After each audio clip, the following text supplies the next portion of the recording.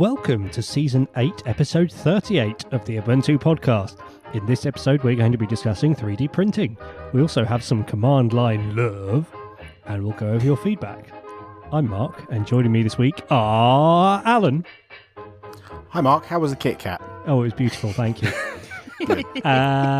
Was it good for you? Laura. No, not really. Hi, Laura. Hiya. And Martin. Oh, so someone's saying I've still got crunching resonating in my eardrums. So how is everyone? Tickety-boo. Very well. Alan, what have you been doing since last we spoke? I may have purchased a new mobile phone. Oh, that's good, because you don't have any Another one? phones. Sorry. What Couldn't did you get? Every household needs 7 mobile phones. Apparently. I purchased a OnePlus X. Ooh. Is it broken yet? No, it's not broken. I have dropped it once. I went out for beer the other night with you, Martin, and walked back from the train station a little bit pie-eyed. And while I was walking along, I was hacking ingress portals and crossed the road and dropped my phone on the floor. And luckily, I didn't break it because the phone. Oh, comes actually, with a case. I do remember that now you mention it, yes. Yeah, You must have clumsy. been quite pie-eyed because I saw that Martin actually checked that you got home safely. Aw. I was checking to make sure Alan hadn't been murdered to death. Yeah, there was a good reason for that. We met a stranger. There was a bit of stranger danger on the train on the way home. And Properly stranger, properly danger. a stranger got off the same station that I did, and my good friends, Andy and Martin, were concerned for my well-being. Aw. So I said I'd give them 3 rings when I get home. But the modern equivalent of that, which is send them a telegram message. That sounds like a weird very... saying modern. It's modern. Pops It's down just to the on telegraph office. Yeah. Are you With your okay? 3 shillings. Stop.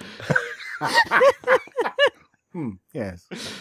Oh, so Martin, Really? other than keeping Alan safe, what have you been doing? I have been spending my evenings watching Mr. Robot. Oh, yes. What's this? Which I first heard about. Netflix. Amazon. It's on Amazon Instant, Wow. and I can get that. it's a psychological and techno thriller. So I started watching it because I'd heard that it depicted the use of Linux and hacking accurately, and I always sort of end up, throwing my popcorn at the screen when anyone with a computer turns up in a film or a TV program. And it's remarkably well done. It is splendidly accurate, and I particularly enjoyed episodes 3 and 4, where the Mate desktop was used by some nefarious people for carjacking and other things. So yeah, I've been enjoying this. In fact, I've finished watching it now. It's a good watch. I highly recommend it. Laura, what have you been doing? 3D printing. Oh, well, I think we'll hear more about that in a minute, won't we? I think Wow, so. way to shut the lady up.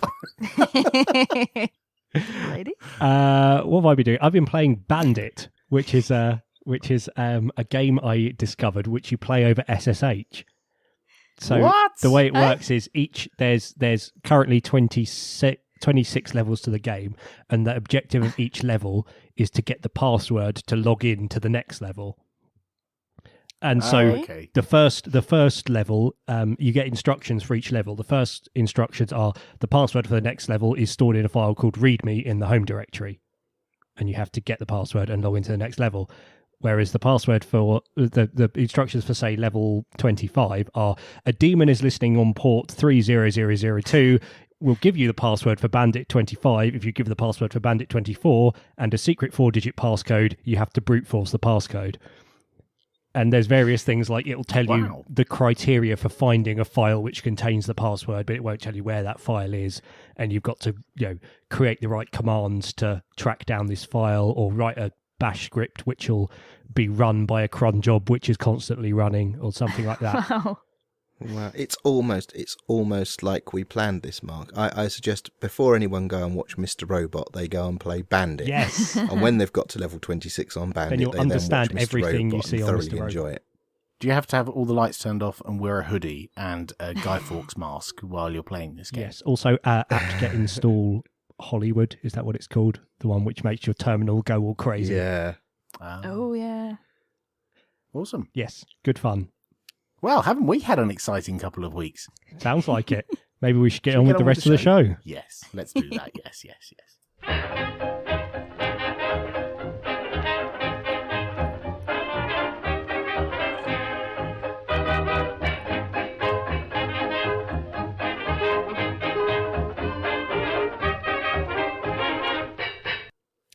So I've been playing with a 3D printer this last couple of weeks. Ooh. And I'm holding up the results to the microphone. Oh, cool. That's an interesting shape. This is What is so it? good for a podcast. That's amazing. I know. Look at that. So it's a Christmas tree. Despite that Alan's thing. suggestions that it may not be a Christmas tree, it's a Christmas tree. It's about the height of my forefinger. Oh, right. Good. Yes. Oh, right. Smaller than I imagined. Yes. Well, it's Okay. to be a Christmas tree decoration in the shape of a Christmas tree. Can you print a really smaller one to hang on of that, so you've Yes. got a 3D printed tree on your tree? Yes. Treeception. So, we should probably start by explaining what 3D printing is. Now, I have seen 3D printers before at OggCamp, but I haven't actually met the one I've been using. So, if somebody has a more recent experience of 3D printers, if they want to explain it. It's like 2D printers, but with an extra D. Okay. So much So, D. you get a reel of plastic, kind of long thread of plastic, and it feeds through a printer, which in the print head, it heats up the plastic, melts it, and squirts it out. And so there's a metal, I think it's metal base to the printer. It's hot, and it puts a layer onto that for a start, and then it just goes around and it follows a model that you've sent to the printer, a 3D model, and it will build up it builds up the model in layers. So on the outside, if it's quite a rough print, you can see the stripes as it goes up. That's basically it. So is this your printer, or is this a printer you're using that belongs to someone else? Or This is Andy Stanford Clark's, who's been to OggCamp, printer, and he wanted things to print. So, yes, this was my contribution to the effort. But yeah, I haven't actually seen it, so it's kind of printing as a service at the moment. oh, awesome! So you give him the stuff you Yeah. want to print, and he gives you this lump of plastic that looks like a Christmas tree. once a week or something. There's a bit of a lag That's on brilliant. it, but it's pretty cool. So at the moment he's only got white plastic for it, so everything looks a bit monochrome. But yeah, I'm just sort of playing around with it. So far I've made this Christmas tree that, as I say, is about finger high, and I printed it all. It did it all in one go. So it's just literally it's a cone for the tree bit, a cylinder for the stem bit, and then a pot at the bottom.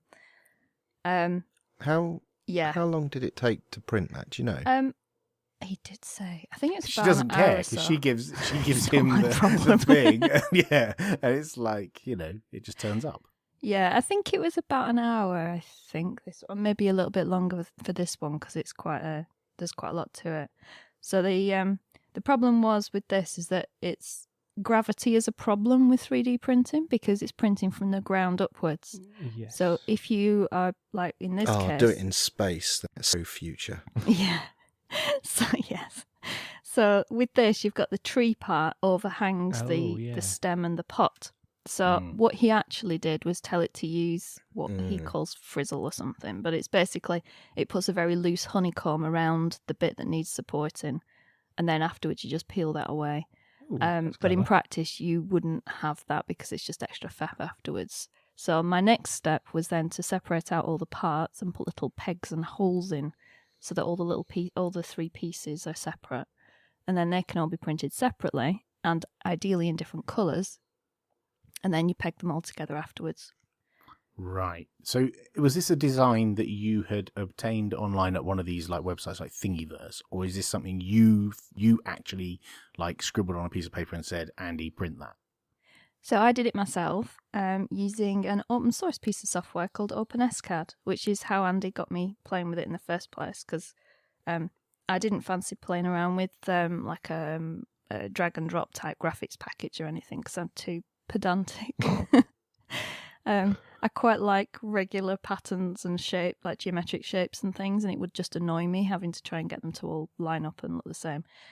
So OpenSCAD isn't a visual editor at all. It's scripting, though it's got a Oh. panel at the side with a preview, so you can see the 3D model and you can rotate it and move it and like zoom in and out, so you can see what you're doing. So you just say like draw a cone here and of this size, and a picture of a cone appears. Yes. Huh. That's interesting. So it's got 3 axes marked, and by default it goes to 0, 0, 0 and starts from there. And so you, if you want to create 2 objects next to each other, you have to allow the space and tell it to move so far along the axis and stuff. But it's actually not that difficult to get to grips with. I was quite impressed. And everything comes down to these basic shapes. So you've got cubes, spheres and cylinders mostly.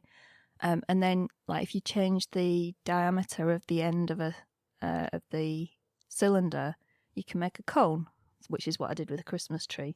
Oh, I So see. it's got a wider bottom and 0 for a top. Right. Um, So And did is you it, fill that entirely up? Sorry, Mark. Did you do a solid cone, or did you do like a cone, a hollow cone? so by default, it's just a cone and it prints it solid, and you can tell it to print it more densely or not. But this was just whatever the default setting was. So it's a solid cone. So what I wanted to do was make it prettier. And I found on Thingiverse like a cup sleeve, like for a Starbucks cup type of thing. You could put a sleeve on it that's pretty. And it's all like a hexagon pattern, sort of mesh effect. Mm-hmm. So I've adapted that to make, and I haven't actually seen the outcome of this because my first attempt I confused radius and diameter and it turned out too small. But the next version I haven't seen yet. But basically, I've made that into a cone shape then, and so that the Christmas tree cone will actually be that as a hollow kind of mesh thing. But I have got an in-between step where I was trying to play around and see how it all worked with the hollow inside. And the way that you do cutaway is, well, basically you start with all these different shapes, like the basic shapes, and you can change the size, zoom in, not zoom in, like resize them or rotate them. But then you can add shapes to each other and then tell it to follow the outline of the shape so you can create other shapes. What you can also do is subtract shapes from other shapes. So to make a hollow cone, I basically had 2 cones and subtract the second cone from the first cone. Right. And the second cone's ever so slightly smaller, which meant that only the remaining bit of the first cone is still there and printed. Right, so you don't use up all of Andy's plastic, basically. Yeah, yeah. And like I wanted a little hole in the top to hang it from the Christmas tree, so I created a tiny, tiny little cylinder, flipped it 90 degrees so it was going in the opposite direction, and then subtracted that from the cone as well. Nice. Yeah, it is. so It takes a bit of getting your head around it. is the language, is this like a declarative language or is it a procedural language? Are you saying, here is an object, it is this shape, it is this, it's rotated like this, or do you say create this object, turn it around like this, create another object, put it inside the other object, subtract it, like in a series of commands? If you go to openescad.org, you can have a look. Right. Cool. I think it's more like well, it's kind of like a script, isn't it? Right. Yeah. More like Bash than HTML. Yes. Yeah. And yeah, it's fairly compact, and it seems like there are various different ways of saying the same thing. Right. So you can this be is a big more and more page. compact. Okay. Yeah. The docs are kind of sufficient. They're not amazing, but they're sufficient for getting on with it and doing stuff. So I was quite surprised when I saw OpenSCAD or SCAD or whatever you want to call it, that I've always thought that, in order to create something on a 3D printer, you have to use something like Blender, where you need a special keyboard with lots of different key strokes for all the different possible options you can do in, like, because Blender is like an insanely complicated thing. Yeah. But this seems just like, Alan level of expertise, ability level. I could probably do this. Yes. Was it like quick and easy to get started with OpenSCAD? Yeah, so that was the thing, because I mean, I wasn't that bothered about playing with the 3D printer. It was kind of cool, but I had no idea what to do. And as I say, I wasn't interested in sitting and learning some graphics package or anything. And literally, I sat down with Andy for about an hour, I think. Probably not even that. Maybe 20 minutes or something. And he just talked me through one of the scripts that he'd created, like a sunglasses case that was basically a squished cylinder with a lid on it. And he was just talking me through how that worked and how all the kind of the sort of the essential parts of it and what he'd done to make them a slightly different shape and the thickness of the wall of the cylinder and that kind of thing. And it's reasonably straightforward. I think you need to comment everything, because where I've found scripts online, they're quite difficult to work out what they're actually trying to show you. So you have to try them out. You can't just look at the script and go, oh, that would be a whatever shape. You have to put it in and run it to see what it would make. Is that what you're saying? You can tell that because if you want a cube, you put cube, and then you put in, I think it's in brackets after it, you put the dimensions and things. So it's fairly straightforward that. But yeah, if you want to say it's a cone, you have to realise that it's a cylinder with two different sized ends. Right. So ideally, you would comment your scripts, which is always the case, I guess. But so what do you what's the ultimate goal? Was this just a casual interest thing, or is there an ultimate? You're gonna 3D print a new cat or something, you got. Oh, sorry, he might hear. Yes. Yeah. No, I just Andy was wanting things to try out on his new printer. He's got a few things he's doing, I think, and he's had his children playing with it. But yeah, I was just kind of, I think he'd shown me the software, and I was like, oh, that's quite cool. I can drive that, I think. And so I started playing around. That's the thing that I worry about 3D printers, is it's a thing that I would buy and then think, right, that's awesome. Now, what on earth am I going to print with this thing? More plastic junk. What am I actually going to print? I mean, and I've got friends in the Linux user group who've got them, and one of them has a boat, and he printed a 3D, he designed and printed a cover for a piece of plastic that broke on his boat. So it was a replacement piece of plastic for a broken piece of plastic. And in his house, there was a light fitting that broke. So that was a replacement piece of plastic for a broken piece of plastic. I have trouble coming up with tangible, useful things that I could print at home that would actually be useful in my life. I think, another friend was creating a case for his Raspberry Pi. So you can start playing around with designs, and the bit he was kind of focused on at the point where I saw him doing it anyway, was the gravity issue, because if you've got holes in a vertical wall, the bit that goes across, like the lintel of the doorway, if you like, that's not got anything supporting it, so you've got to work through. So I think some part of it is the learning process for a start, to know what you can and can't do. Right. And orienting the bits right so that you don't have collapsing walls and stuff. Right.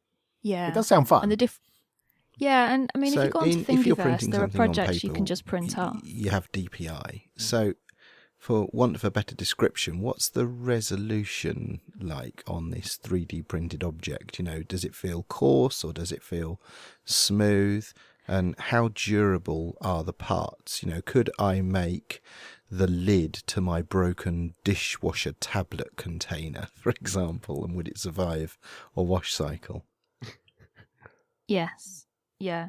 They're really solid. I mean, even the one that I've got that's maybe got walls of 2 millimeters thick, the hollow tree, that's got a great hole through it as well, but I can squeeze that and it just about gives slightly. It feels really solid. In terms of smoothness, these are quite rough because you ran them on a prototype setting. Right. So I don't know quite how smooth they get. Oh, right. So it has, like a 2D printer, you have draft best photo quality. Yeah. Yes. Hologram quality. Yeah. Awesome. But yeah, there's projects online you can download there's one that's really cool actually on Thingiverse. Well, there's loads of really cool things on Thingiverse, but one of them is a heart-shaped box that you twist to unhinge it and to open it. So it's kind of like a secret sort of secret thing, and it's about the size of a hand.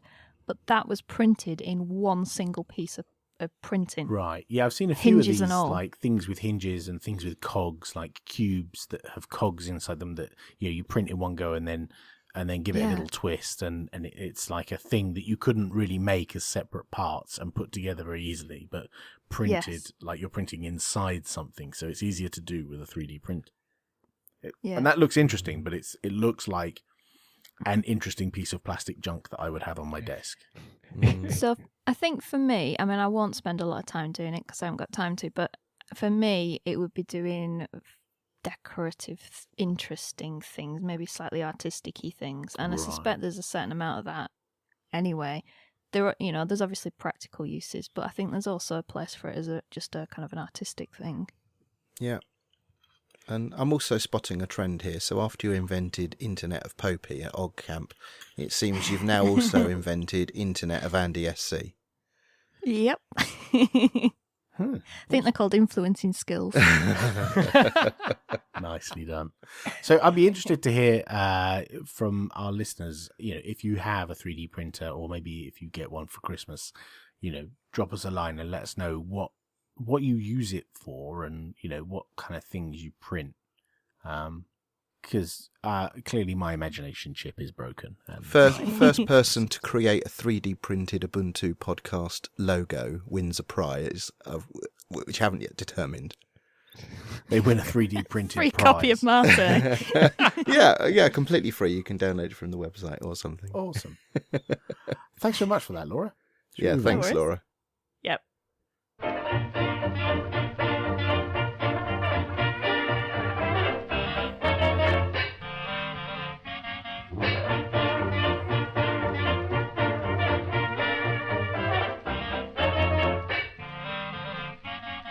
It's time for Command Line Love. And this week's Command Line Love is from Roger Light, friend of the show, long-time listener. Hello, Roger.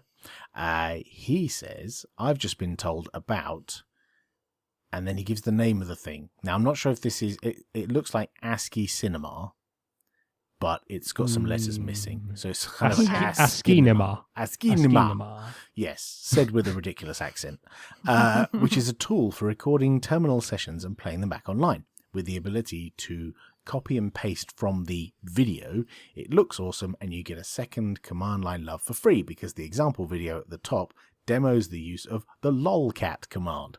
I don't quite see why that one isn't part of the base install. Yes, I don't know why either. So I think Roger probably discovered this the same way I did this week, that we're both on a support mailing list for our VPS provider, Bitfolk, who are awesome, and we don't mention them enough. They provide a free VPS for this podcast. Thank you very much, Bitfolk. They do, yeah. And on their support list, someone was asking for technical support, and rather than write up how to do it, Andy Smith from Bitfolk actually just did the thing, but recorded it using this ASCII Cinema thing, and then sent him a link to the list. So everyone got to see this, and it was great because it was like a little video demo, but of a black terminal screen with white text. And you're basically just watching him do the demo of whatever it was that he was doing. And it was quite cool. And yeah, you could like click on it with your mouse and copy and paste chunks out of it. It was really quite cool. Wow. Yeah. That is cool. Yeah, it's really simple, really good way if you're providing support to someone, it's a really good way to provide a little, video, for want of a better word. It's moving pictures without sound. So maybe a silent video, we'll call it. And it's a really useful what thing. else this would be really useful for is if you're, for example, setting up a server and you want to document the steps you take to set up the server, is you could actually just record yourself setting it up. This is the first thing that you install when you log in for the first time, and then you just start recording and do all your config. Then if anyone else wants to see what you did, rather than like copying and pasting every command you do and writing it in a separate document somewhere, you could just have a recording of it. Yawn. Who does that? Yeah. No, Mark, I think that's a brilliant idea. I think you found a perfect application for this. It was actually the support request that he was doing was installing a new machine. So yes, that is the perfect use case because that's exactly what Andy did. So yeah, thank you, Roger. And thank you also for the lolcat. I don't know what that is, but we'll find out, I'm sure. We love getting your feedback, so please send it to us. Even the pointlessly mean stuff makes us laugh a little bit. If it's short, tweet us on @Ubuntu Podcast. If it's less short, but please no essays, email us on show@ubuntupodcast.org. Or you can leave a comment on the relevant show notes on our website, ubuntupodcast.org. And now it's time for your feedback. Shaymard left a comment on our website. As you were talking about OggCamp and mentioned how it's a conference where talks are not the be-all and end-all, you should really go to 32C3, something like that, in Hamburg in between Christmas and New Year, for which this is also true, but on a much larger scale than OggCamp. There are many assemblies organising workshops or creating meeting spaces focused on a wide range of topics and lots of artsy and partying installations. That sounds really cool. Yeah. Shall we go? Well, nothing else on that week. Yeah. Nadramastor left a comment on our website. Do you remember the story of GCHQ are capable of monitoring mobile phones with a single text message? Apparently, in the latest Pwn to Own mobile, 2 security researchers using a fake base station patched the software of the baseband processor on a brand new Samsung S3 Edge and rerouted the calls. S6 Edge, but yes. What did I say? S3, but that's fine. Oh, sorry. So yeah, in the write-up, they went to great pains to say that they were in a basement, they were far away from any real GSM radios, meaning that they weren't interfering, weren't doing anything dodgy or illegal, so they weren't upsetting like real customers of real providers. And they had this little like table on it. There was this base station, and they hacked through into the phone from the outside, from the GSM side. Which, is a thing that we've talked about before, the fact that, it's very difficult to get a fully free software mobile platform because there's the half of the phone that has all your OS on it, like iOS, Android, or Ubuntu phone, or Firefox, or whatever. And then there's the other CPU, the radio side, which is siloed off, but can reach into the phone side and, touch parts of memory, read from, your applications and read from your data and potentially send that over the radio network. So it was very interesting that they could get in to prove that they could get into a brand new phone from the radio side without, actually having physical access to the device, despite the fact that they did have physical access to the device because they were sat in front of it, but it was to prove that they could. Yeah. Freddie emailed us. Following your comments on Theresa May's bill, this may be of interest. As always, the small print and legalese hide unpleasant surprises. I've enjoyed the podcast for the last 2 years, by the way. Keep up the good work. And he links us to an article at the Register that talks about the UK government sneaking in citizen... Oh, and I've clicked a link and I've lost it. But it's an article on the Register that goes into more detail about the nefarious nature of the new bill that is being ushered in by the UK government. That will be in the show notes. To be fair, though, I don't think we need the small print and legalese to hide the unpleasant surprises. The unpleasant surprises are all over don't. This bill. Well, we don't. Yeah. Maybe some people in my family do. There was some discussion on our website about our new website theme. This isn't as nice as the old site. Was from Rocket Dog. Lexicon responded, It's utilitarian to the max, which I quite like as it happens. So forever Yay. consistent. Yay. Split down the middle. Yes. Yeah. Yes, our old WordPress theme was made for us by a listener. So if anyone else is feeling creative and wants to make us a new WordPress theme for season 9 next year, then, get in touch. Yes. I might even use or it. Don't. That's fine. Yeah. And we might Bobby not do from season Houston. 9, obviously. We've not had Curry yet. Oh, right. Yes, we've not made that decision Oh, yet. yes, This might be the non-committal, very yeah, end etc. of the Ubuntu podcast. As It might always. be. It kind of feels like it. Bobby from Houston, Texas, emailed us.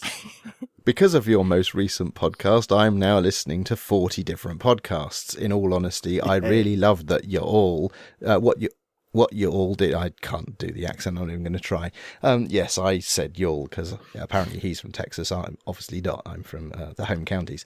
I was looking for more Just keep podcasts to listen to because I was listening to the Ubuntu podcast and all the Jupiter Broadcasting podcasts. Sophos Security Chit Chat, Hack Naked, Paul's Security Weekly, and Talk Python. You might think that's a lot, but there were cracks of no podcasts that made me sad. I wanted to know what the community likes, but I now probably have more than I can handle. I like the sound of Talk Python to me. I quite like the sound of Yes. that. I think I might Is have it just to some people subscribe. saying half an hour? No, I think it's That's people parcel saying tongue. def, class, main, underscore, in it. That's less exciting. Yeah, stretching that a little bit. Alistair, listener and OggCamp regular, emailed us. Ever since installing Linux as dual boot with Windows, I've had to put up with every second boot requiring a power cycle. After a bit of searching for similar issues, it seems that the successful boot was down to the fact that the previous boot failed, thus triggering the grub boot menu from which I could select the OS.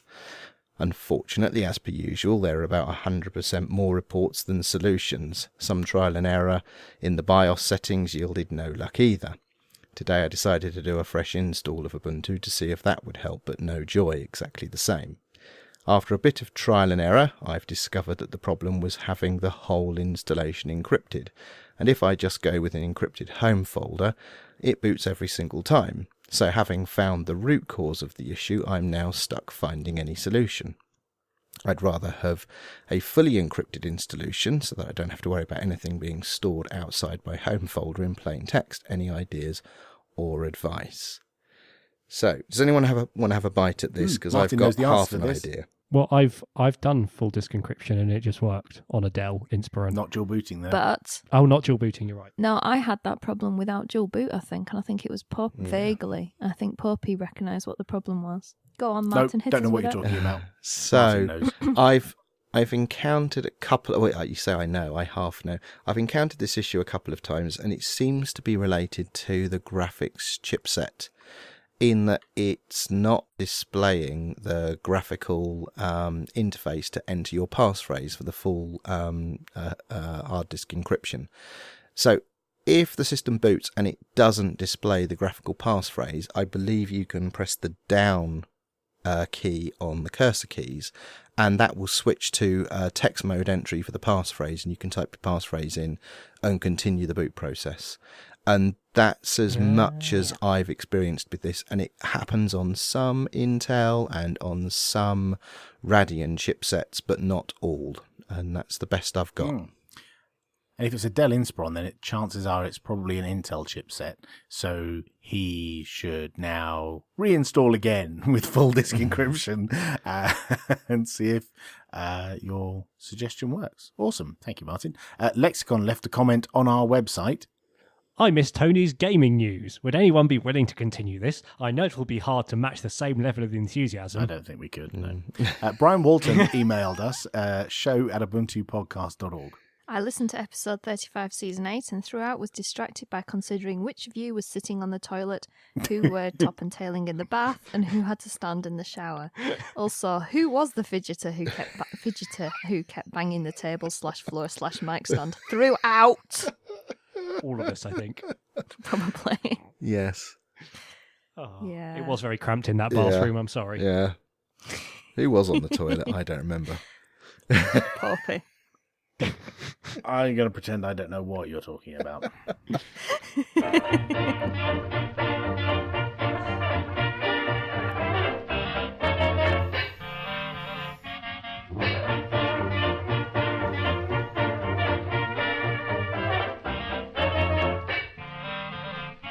That's all for episode 38. We'll be back next week when we'll have more news, comment, and discussion.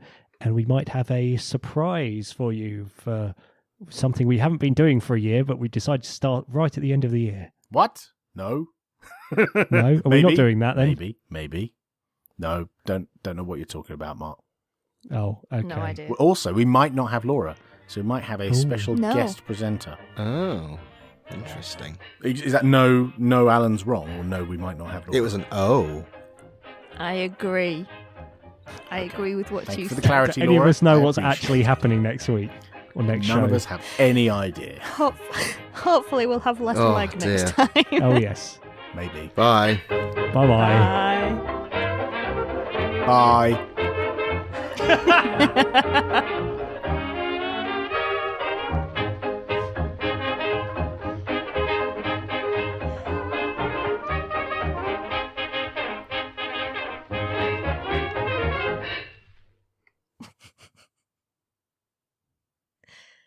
Let's stop.